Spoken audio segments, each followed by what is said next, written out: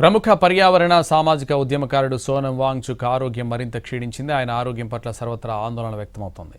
సోనం ఇలాగే దీక్ష కొనసాగిస్తే అవయవాల పనితీరు దెబ్బతినొచ్చని ఆయన ఆరోగ్యాన్ని పర్యవేక్షిస్తున్న డాక్టర్ సతీష్ ఆందోళన వ్యక్తం చేశారు. నీట్ పరీక్షల అవకతవకలపై బాధ్యతగా కేంద్ర మంత్రి ధర్మేంద్ర ప్రధాన్ రాజీనామా చేయాలని డిమాండ్ చేస్తూ నిరాహార దీక్ష చేపట్టారు సోనం వాంగ్. ఈ దీక్ష నేటితో 20 రోజులకు చేరుకుంది. తన డిమాండ్లపై ప్రభుత్వం దిగొచ్చే వరకు నిరాహార దీక్షను విరమించేది లేదంటున్నారు సోనం.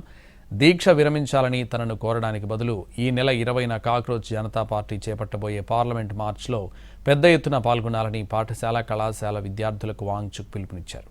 మరోవైపు వాంగ్చుక్ ఆరోగ్య పరిస్థితిపై ఢిల్లీ హైకోర్టు కీలక ఆదేశాలు జారీ చేసింది. ప్రతి పౌరుడి ప్రాణం ఎంతో విలువైందని, దాన్ని కాపాడడానికి ప్రభుత్వం యంత్రాంగం అన్ని రకాల ప్రయత్నాలు చేస్తున్నారని ధర్మాసనం అధికారులకు ఆదేశించింది.